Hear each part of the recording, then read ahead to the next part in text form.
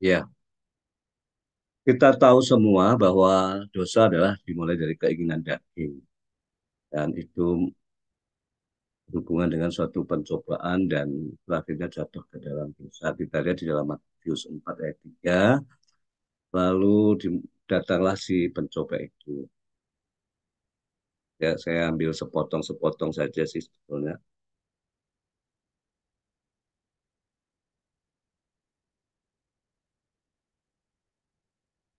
Lalu datanglah si pencoba itu dan berkatalah kepadanya, ini ketika Tuhan Yesus mencobai di padang gurun ya, jika engkau anak Allah, perintahkanlah supaya batu-batu ini menjadi roti.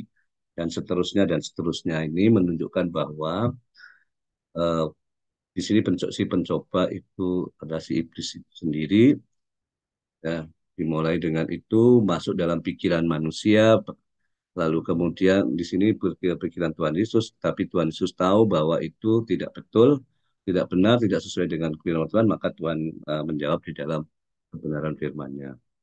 Dan 1 Tesalonika 3 ayat 5, karena aku khawatir kalau kamu telah dicobai oleh si penggoda. Jadi itu jadi dimulai dengan adanya si penggoda, si pencoba keinginan itu ya, jatuh dalam dosa. Di dalam Yakobus 1 ayat 14-15 dikatakan, tetapi tiap-tiap orang dicobai oleh keinginannya sendiri, karena ia diseret dan dipikat olehnya. Jadi keinginannya lah yang memikat dan menyeretnya. Dan apabila keinginan itu telah dibuahi, ia melahirkan dosa. Dan apabila dosa itu sudah matang, ia melahirkan maut. Kita tahu bahwa keinginan sendiri adalah keinginan daging. Kita tahu di dalam 1 Yohanes 2 pun juga dikatakan, dunia akan lenyap dengan segala keinginannya. Di situ adalah keinginan daging, keinginan mata, keangkuhan hidup. Jadi itu semua adalah wujud dari dosa. Karena kita tahu bahwa dunia sudah dalam kutuk Tuhan dari sejak zaman Adam dan Hawa jatuh dalam dosa itu, ya betul. Sehingga bumi atau ya bumi dunia ini dalam kuasa si iblis, dalam kendali si iblis, sehingga manusia yang ada di dalamnya mudah untuk tergoda atau digoda oleh iblis dengan keinginannya. Tentu keinginan itu dari dalam, dan kemudian iblis tadi, si pencoba tadi, memasukkan dalam pikiran-pikiran orang tersebut sehingga muncullah keinginan itu, seperti ketika iblis mencobai si Hawa, kemudian apa namanya, muncullah keinginan dari si Hawa itu. Oh, baik juga ya rupanya buah ini. Oh, kelihatannya menarik juga ya. Akhirnya tergodalah oleh keinginannya sendiri. Tapi dimulai dari si pencoba tadi, penggoda tadi. Ya. Itulah dosa itu muncul, proses yang terjadi.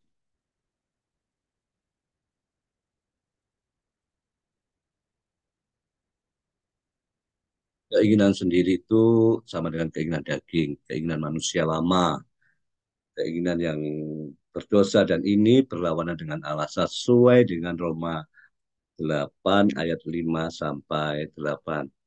Kita baca bersama ya. Sebab mereka yang hidup menurut daging memikirkan hal-hal yang dari daging.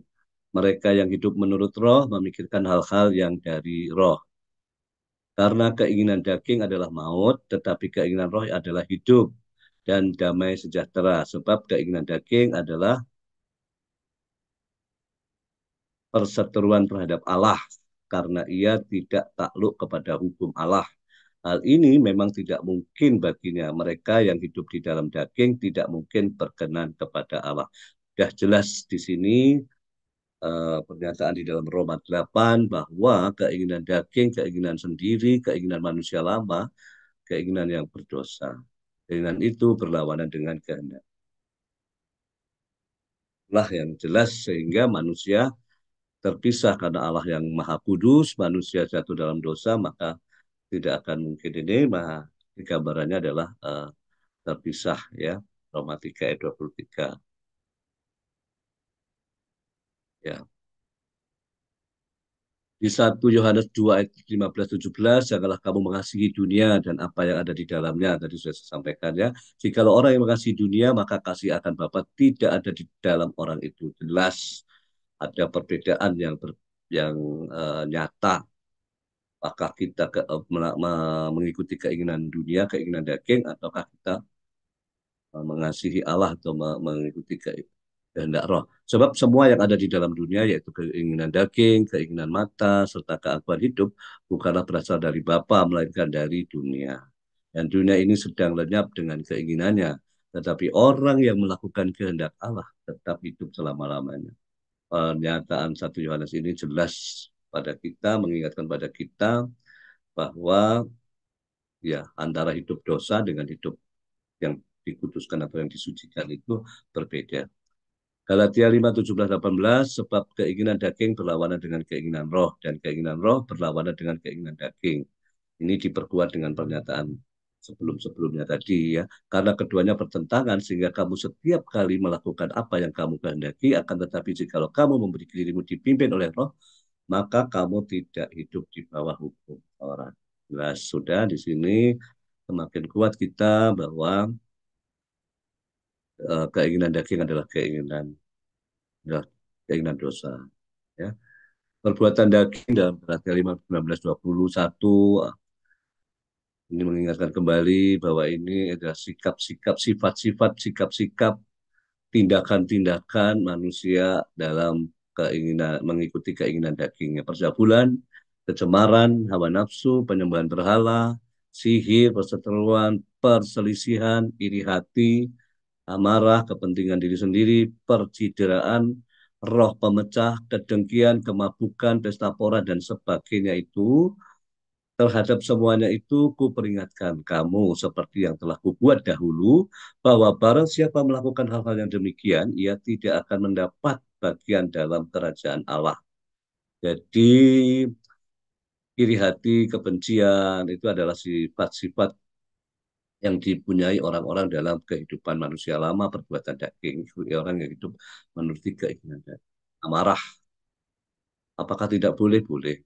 Tetapi tidak boleh lama dan dapat harus diselesaikan, seperti dinyatakan bahwa jangan sampai pada melewati matahari terbenam. Itulah artinya semua harus diselesaikan. Kepentingan diri sendiri, orang dengan ego, orang dengan tidak memperhatikan orang lain. Semua itu ada dalam benak pikiran yang dimunculkan oleh otak manusia. Manusia-manusia lama ya, sudah manusia-manusia yang berkeinginan daging tadi. Nah, kalau kita melihat perjalanan hidup manusia, kita tadi manusia sudah terpisah dengan Tuhan karena jatuh dalam dosa dan Allah yang Maha Kudus tidak bisa dipertemukan kembali. Oleh karena itu, keselamatan perlu manusia mendapatkan pertolongan, dan itu adalah inisiatif dari Tuhan sendiri. Ada proses yang pertama, proses inisiatif Tuhan sendiri. Dan inisiatif Tuhan itu sendiri juga mempengaruhi bagaimana Tuhan berproses di dalam otak manusia itu.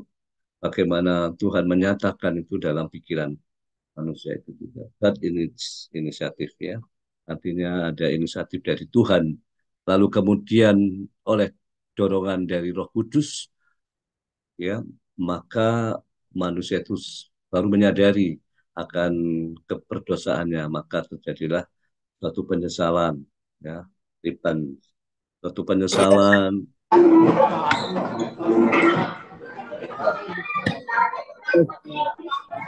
ya, satu penyesalan, satu pertobatan itu adalah satu proses. Setelah itu baru terjadilah suatu reconnect atau restoration atau recovery atau healing kehidupan manusia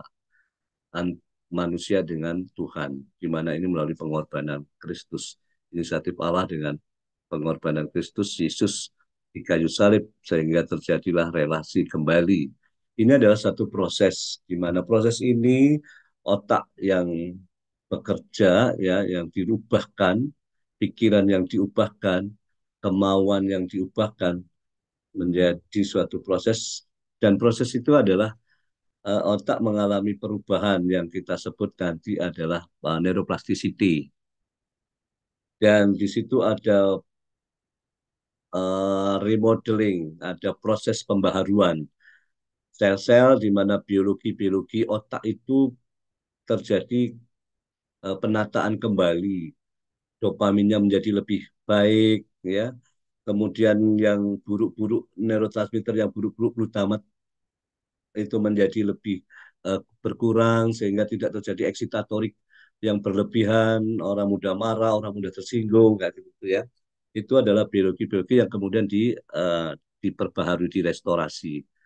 Lalu terjadilah suatu relationship restoration, ada hubungan yang diperbaharui. Orang yang dulunya benci bisa memaafkan, orang yang ini semua terjadi relasi kembali. Dan terutama adalah relasi hubungan antar sel yang tadi saya sampaikan, presinap dan sinap itu berjalan dengan baik, di mana biologi-biologi sel itu bekerja secara seimbang, balance. Itulah yang terjadi ketika manusia itu mengalami perubahan di saat eh, pertobatan. Itu penting sekali ini karena ini adalah initial action ya. Jadi langkah pertama kita adalah pertobatan. Dengan pertobatan Tuhan melakukan suatu restorasi yang besar-besaran.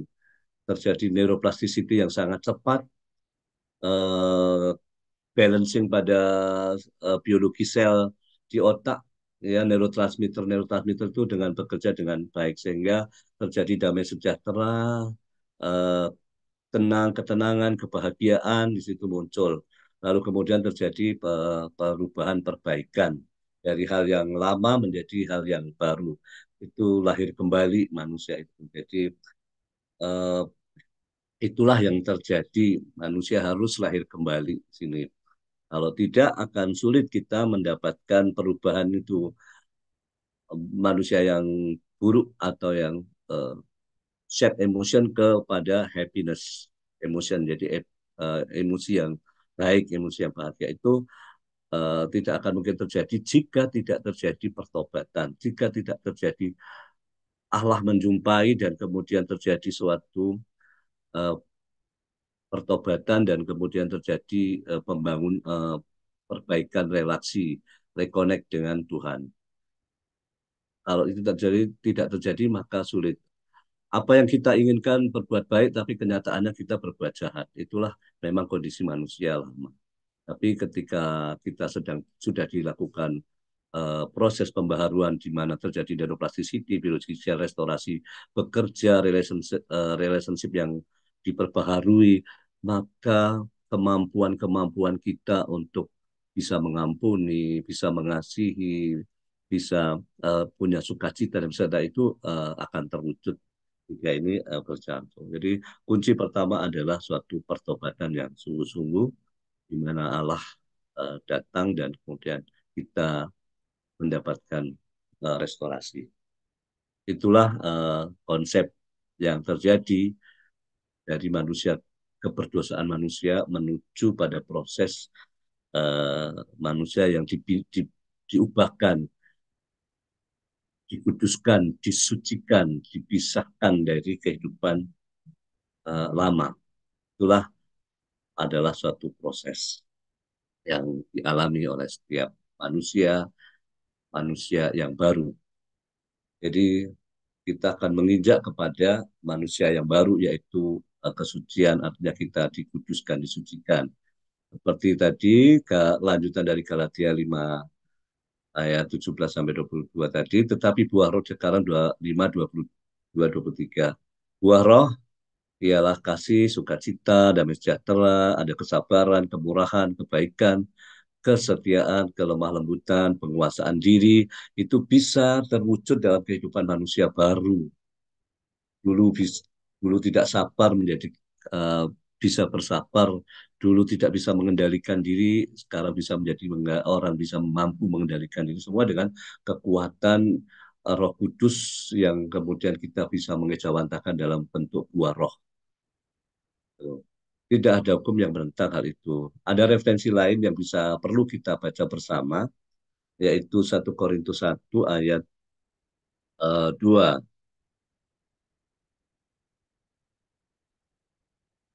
tentang surat Paulus ya kepada jemaat Allah di Korintus, yaitu mereka yang dikuduskan dalam Kristus Yesus dan yang dipanggil menjadi orang-orang kudus, jadi disucikan, dikuduskan. Dengan semua orang di segala tempat yang berseru kepada nama Tuhan kita Yesus Kristus, yaitu Tuhan mereka dan Tuhan kita. Ya, dilanjut dengan 1 Petrus 1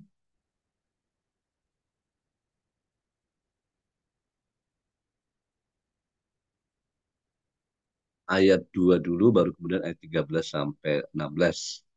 Yaitu orang-orang yang dipilih sesuai dengan rencana Allah. Jadi bukan kamu yang memilih aku, tetapi aku yang memilih kamu, dalam Yohanes 14 ya. Disitulah Bapak kita adalah orang-orang pilihan. Bapak kita dan yang dikuduskan oleh Roh Kudus. Artinya kita dimampukan untuk bisa hidup dalam kesucian, dalam hidup kekudusan, ya, menghasilkan buah roh supaya taat kepada Yesus Kristus dan menerima percikan darahnya. Kiranya kasih karunia dan damai sejahtera makin melimpah atas kamu. Jadi itulah setelah kita, orang tersebut manusia dipisah, mengalami pertobatan dan kemudian hidupnya dipisahkan dari manusia lama menjadi manusia baru, dikuduskan, disucikan, maka kita dimampukan ya oleh Roh Kudus, dimampukan untuk dapat hidup dalam kesucian dan menghasilkan buah roh. Kemudian ayat 13 sampai 16 juga di sini dikatakan tentang kekudusan dan kasih persaudaraan. Sebab itu siapkanlah akal budimu. Di sini dikatakan akal budimu. Jadi artinya di dalam kehidupan kita, ketika kita sudah dipisahkan, ketika kita sudah dipindahkan dari manusia lama menjadi manusia baru melalui proses pertobatan itu, maka Tuhan inginkan melalui oleh surat Petrus tadi, sebab itu siapkanlah akal budimu. Jadi pikiran kita, otak kita mulai kita persiapkan untuk mengenakan pikiran manusia baru. Waspadalah dan letakkanlah pengharapanmu seluruhnya atas kasih karunia yang dianugerahkan kepadamu pada waktu pernyataan Yesus Kristus. Yang ke-14, hiduplah sebagai anak-anak yang taat. Ketaatan ini sangat diperlukan sekali. Bagaimana kita bisa taat dan tunduk kepada Tuhan kalau tidak kita hidup dalam manusia yang diubahkan, manusia baru. Dan janganlah turuti hawa nafsu yang menguasai kamu pada waktu kebodohanmu.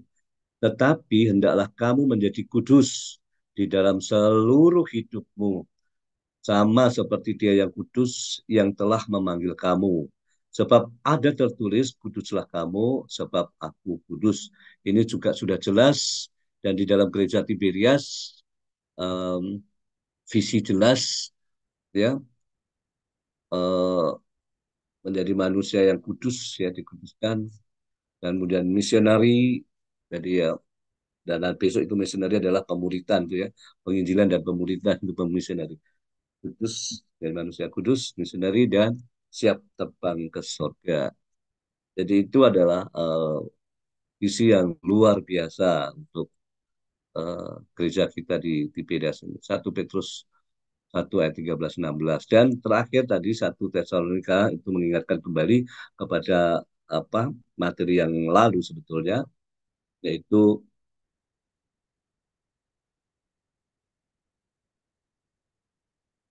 semoga Allah damai sejahtera menguduskan kamu seluruhnya, dan semoga roh, jiwa, dan tubuhmu terpelihara sempurna dengan tak bercacat pada kedatangan Yesus Kristus Tuhan kita.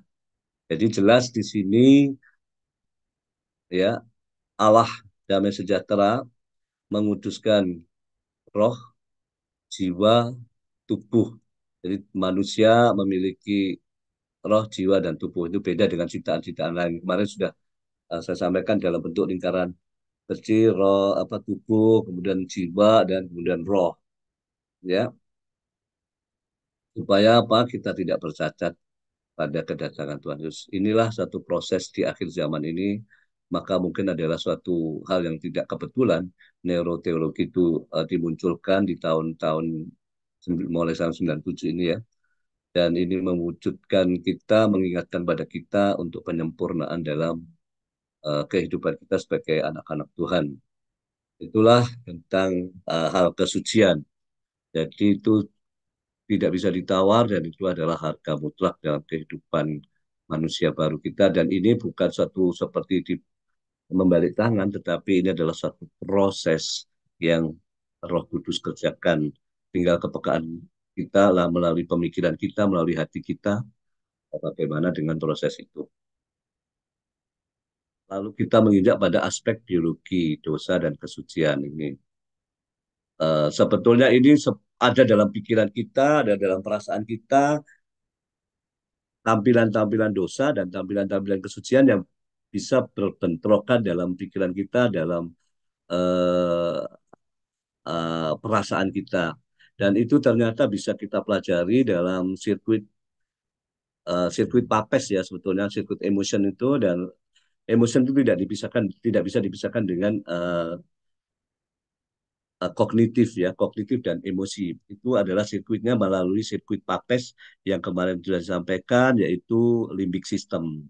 Di dalam limbic system ini adalah limbic system. Kemarin juga saya jelaskan, limbic system ada fornik, ada gyrus singuli, singulat, ya korteks, atau ini adalah lobus parietalis untuk sensori, ya ini ada area ada talamus yang tengah ini talamus di sini ada hipokampus di ujungnya ini ada amigdala ya ada hipotalamus nukleus mamilari ya kemudian ini area prefrontal untuk emosi untuk kecerdasan untuk mood ya di sini ini semua saling terkait seperti halnya ini kita lihat di sini ketika ada suatu stimulus masuk lalu kemudian oleh hipokampus diolah, kemudian dikirim ke korteks prefrontal untuk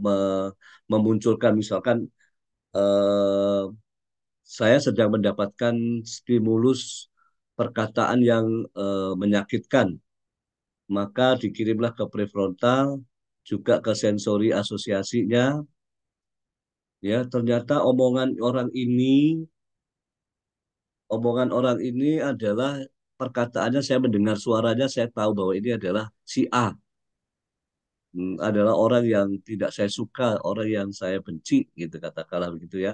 Orang yang memang senangnya mengeluarkan perkataan-perkataan yang menyakitkan. Maka prefrontal berkoordinasi dengan prefrontal mengirim sinyal respon. Singulat aku akan merespon dengan katakanlah marah atau saya akan melempar atau saya akan lari. Nah, itu adalah keputusan dari prefrontal dan diasosiasikan dengan sensori. Lalu ke gyrus singulat ini tadi gyrus singulat ya. Kemudian dikirim ke amigdala. Nah, amigdala ini baru dikirim ke hipotalamus untuk merespon.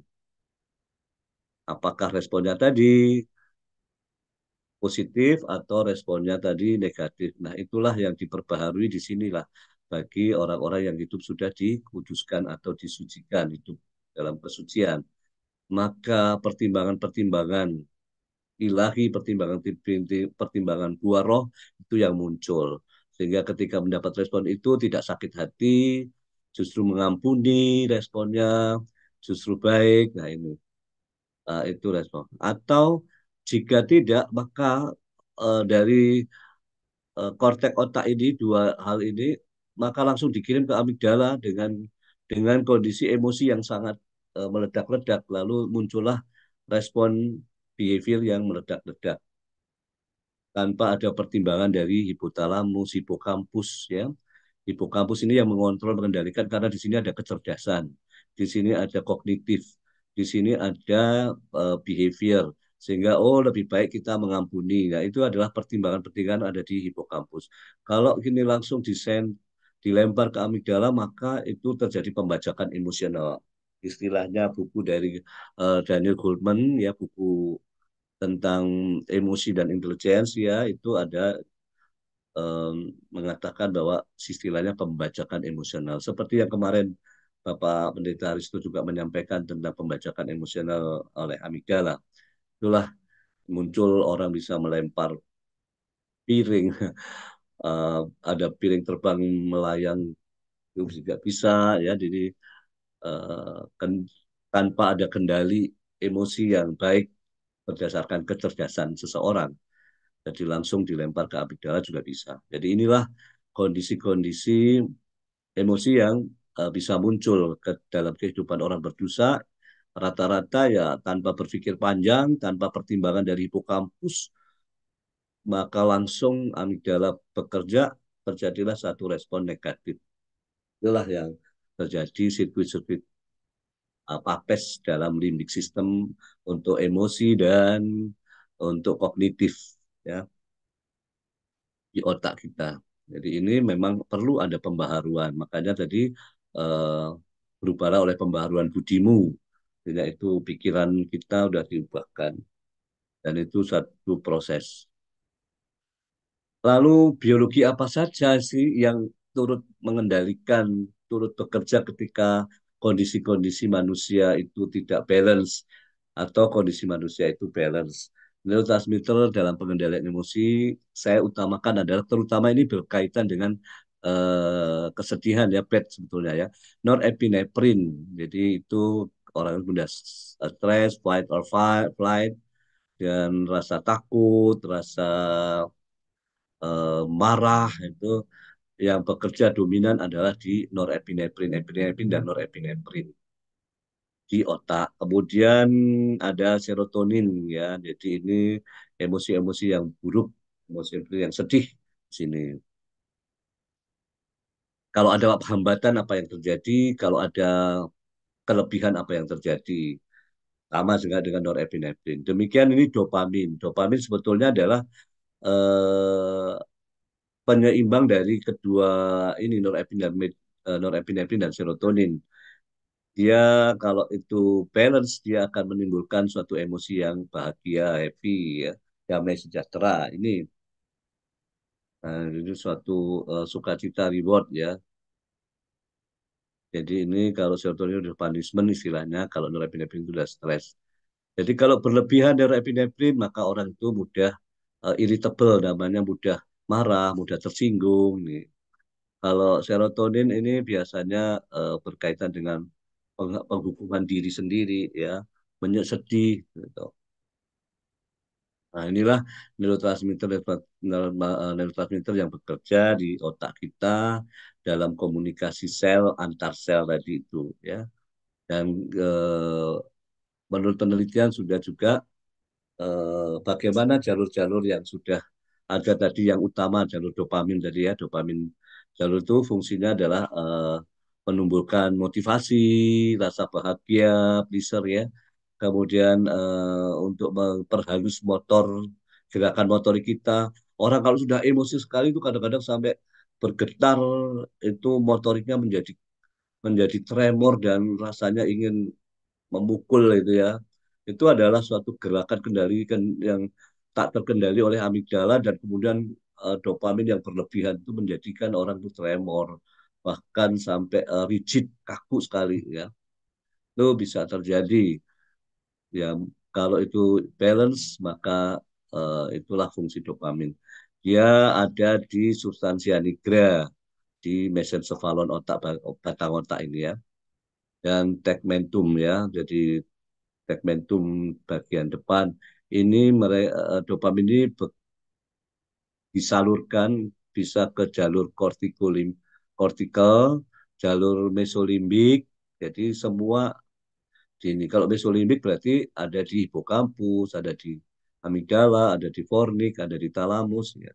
Kalau ini ada di semua korteks, jadi termasuk prefrontal, parietal, occipital, semua. Jadi ini adalah jalur-jalur dopamin. Kalau ada kerusakan tidak menghasilkan dopamin, orang itu menjadi seperti robot, kaku karena tidak ada yang mengendalikan gerakan halusnya. Orangnya akan mudah kompulsif ya, mudah meledak-ledak, baik motoriknya maupun verbalnya. Reservasi kontrol emosinya juga kurang baik. Kalau kekurangan akan terjadi mudah depresi. Jadi karena tidak ada dopamin yang mengontrol, sehingga cenderung depresi. Ya pada orang-orang dengan Parkinson misalkan, ya ke dopamin nggak ada, itu orangnya menjadi eh, tidak ada gerakan yang terkontrol dengan baik. Ya. Demikian jalur serotonin, ya tadi serotonin tadi adalah emosi yang sad, buruk, ya. Itu demikian. Ya mengatur mood, memproses memori, mengendalikan juga tidur, kognisi, di mana di situ ada oksitosin, ya di sini di daerah sini ada oksitosin. Itu pengendalian untuk siklus tidur bangun. Di samping juga ada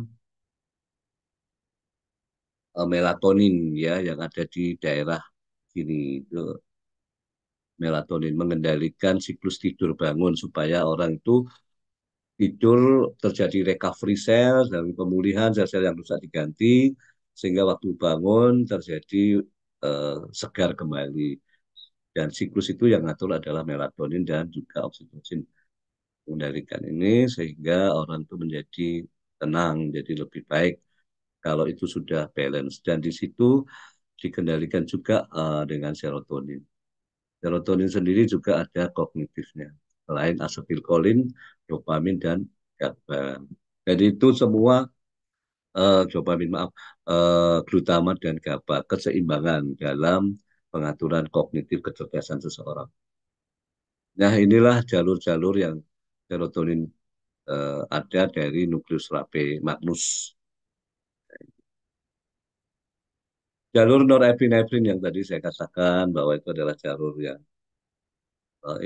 kalau terlebihan terjadi mudah irritable, mudah marah, mudah tersinggung gitu. Dan fungsinya sebenarnya adalah untuk konsentrasi dan fokus. Biasanya orang yang norepinefrinnya terganggu, orangnya tidak bisa konsentrasi, tidak bisa fokus, mudah teralihkan, gitu ya.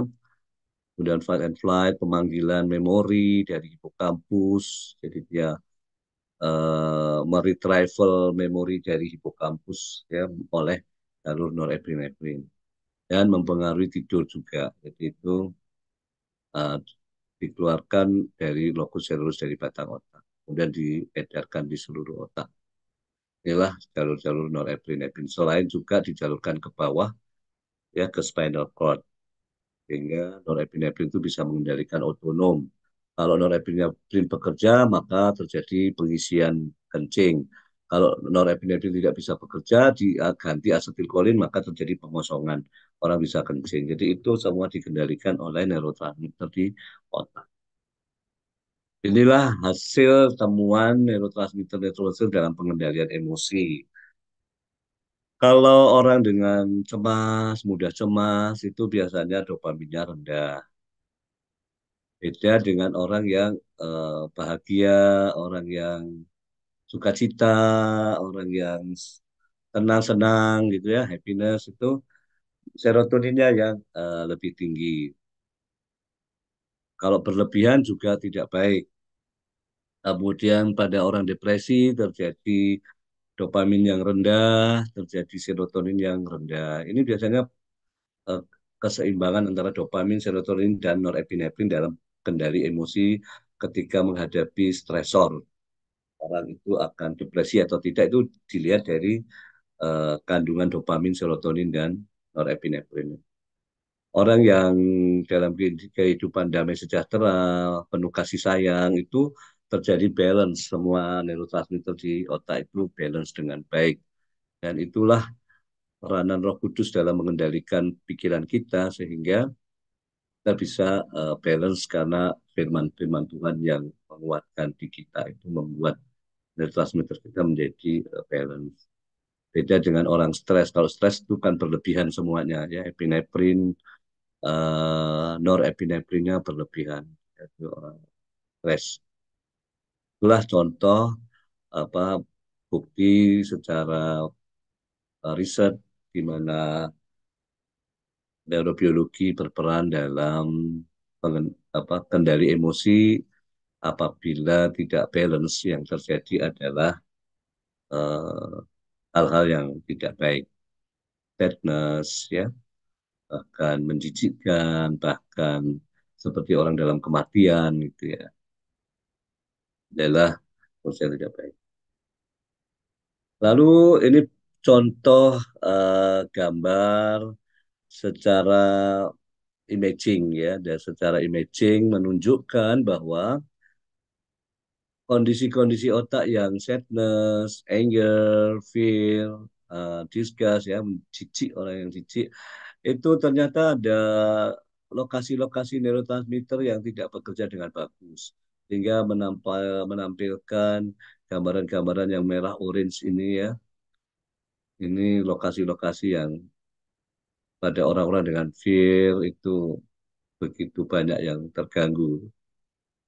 Ya, ini adalah gambaran-gambaran secara imaging ya, dengan emosi-emosi dasar ya, emosi-emosi dasar seperti ya.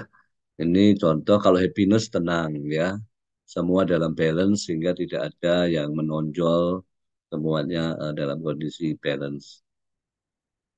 Ya, jadi ini sudah hampir selesai nih ya. Jadi cuma 30 menit ya kita ya.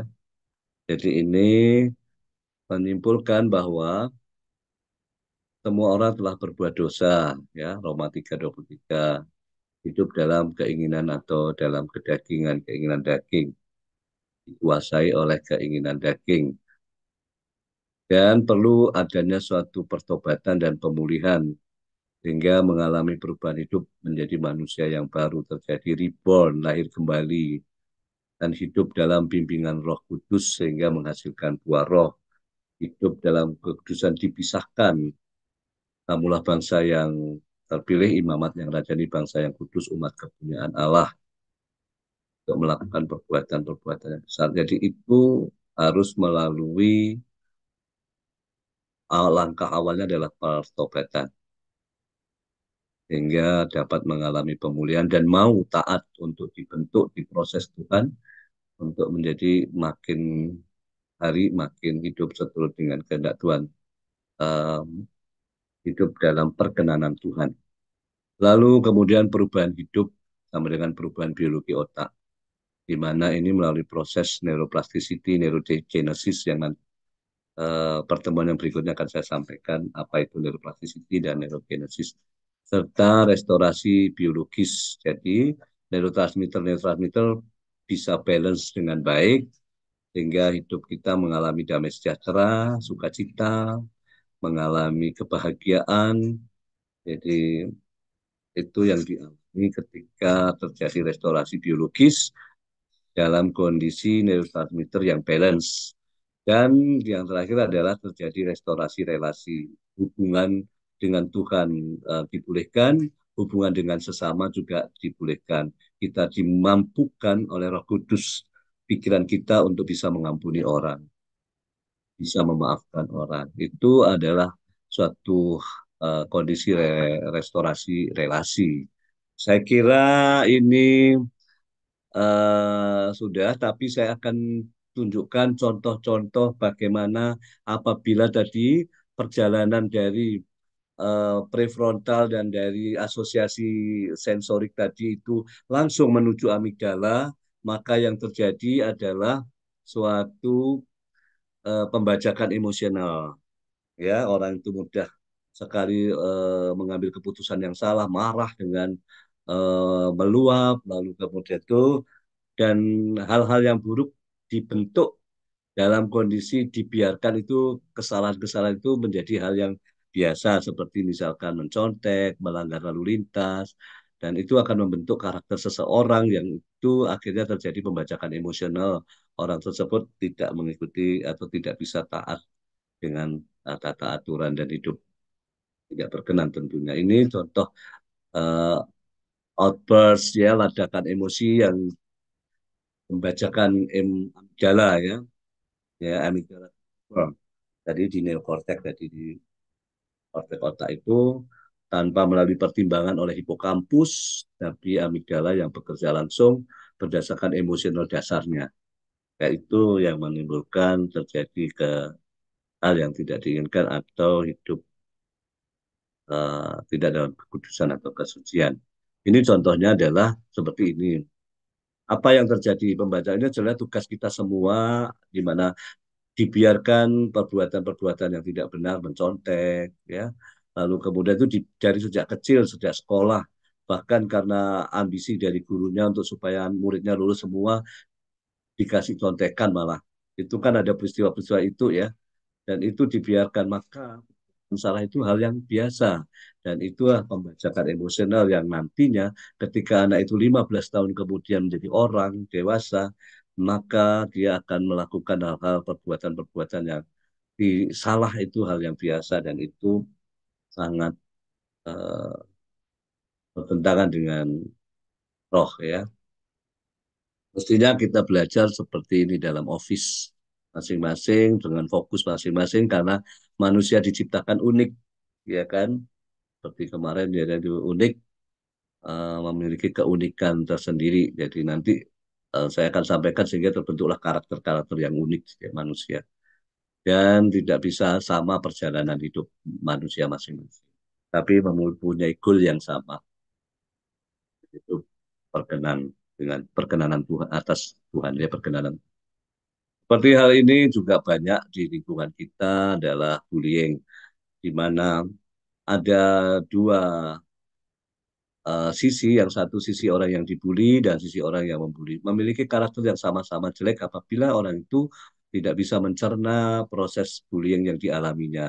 Seperti orang yang mengalami bullying ini, apa yang terjadi ketika orang itu tidak dalam Kristus, tidak dalam hidup dalam pembaharuan, dia tidak bisa memaafkan. Dia malah timbul kepahitan, sakit hati, ya, eh, maka itu akan menimbulkan sifat yang jelek, sikap yang jelek, dan ketika itu dibiarkan, maka akan membuat imbalance pada neurotransmitter di otaknya. Sehingga dalam merespon apapun akan tidak baik orang tersebut. Ketika ini hidup tidak dalam pembaruan. Ketika manusia sudah dalam hidup pembaruan, maka dia bisa mengampuni orang itu sehingga tidak sakit hati dan hidupnya happiness ya. Itu yang membedakan. Demikian juga anak-anak kecil banyak sekarang ini perundungan ya, perundungan itu terjadi seperti itu ya. Bagi yang yang merundung ini, yang melakukan tindakan bullying ini akan menunjukkan bahwa sikap orang ini adalah sikap yang sombong, angkuh, menganggap rendah orang lain, dan itu semua itu adalah bukan sikap buah roh ya, itu adalah kedagingan. Itulah yang terjadi ketika pembajakan emosional ini dan dibiarkan, maka itu akan sulit terjadi recovery-nya, pemulihannya karena luka batinnya ini. Tapi oleh Roh Kudus pasti orang itu bisa dimampukan, bisa diubahkan. Demikian juga ketika ada pembagian apa ini sembako atau apa ya. Ini kan menjelang Lebaran kali pembagian uang Lebaran. Tidak bisa bersabar urut, jadi mereka berebut bahkan injak menginjak tanpa mempedulikan orang lain. Inilah satu sebetulnya pembajakan emosional yang terjadi, ya.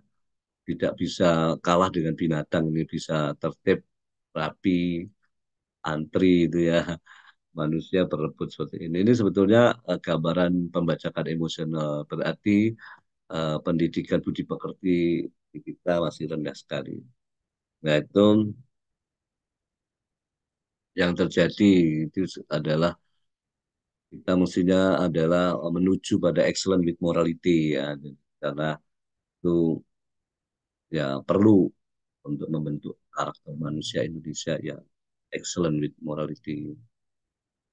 Tapi firman Tuhan juga katakan yang jahat semakin jahat ya, dalam kehidupan manusia, sehingga kalau kita melihat ini juga tidak heran ya, tidak heran. Jadi artinya sekalipun kita berupaya, toh manusia juga yang jahat semakin jahat. Itu yang terjadi, tapi kita tetap terus berupaya. Hal yang lain ini adalah seperti ini, kelihatannya simpel sederhana ya, simpel sederhana. Ini orang dengan tidak sabar, dia di depan mengantri, apa yang terjadi ini akan mencelakai diri, pun juga akan mencelakai orang lain. mengambil hak orang lain ya, orang untuk berjalan nggak bisa jalan sehingga dia harus jalan melewati ini kan melanggar. Jadi artinya orang-orang seperti ini orang tidak peduli dia melanggar hak orang lain, kemudian membahayakan diri dan sekitarnya, tidak taat seperti ini adalah gambaran-gambaran pembajakan emosional sebetulnya oleh amigdala yang tidak terasah dengan tidak bekerja sama dengan uh, bagian-bagian otak yang lain seperti hipokampus. Ini kalau ini contoh lawannya adalah orang yang tertib di sini rapi, maka ini terhindar kecelakaan, terhindar ini menghargai orang yang menyeberang. Semua ini adalah sikap-sikap hidup yang sederhana yang terjadi sehari-hari dan itu adalah menunjukkan sikap-sikap hidup kesucian. Kira itu lalu kemudian ini contoh para para yang mulia ketika ada perselisihan ini maka bisa terjadi lempar-lemparan kursi ya bisa terjadi uncontrol dalam emosi itu juga bisa terjadi. Padahal ini orang-orang yang relatif educated, berpendidikan. Tetapi ketika pembajakan emosional itu menonjol amigdala tanpa pertimbangan hipokampus dan lainnya, maka yang terjadi adalah emosi dasar yang muncul parah, kemudian eh, bahkan bisa bersikap tidak baik, memukul, melempar, membanting dan segala macam. Itulah pembajakan emosional emosional ini ya sampai naik ini ya merusak akhirnya ya rugi semua ya itu katanya mereka-mereka educated ternyata ketika amigdala terbajak dengan tanpa kompromi ya yang terjadi adalah emosi dasar yang muncul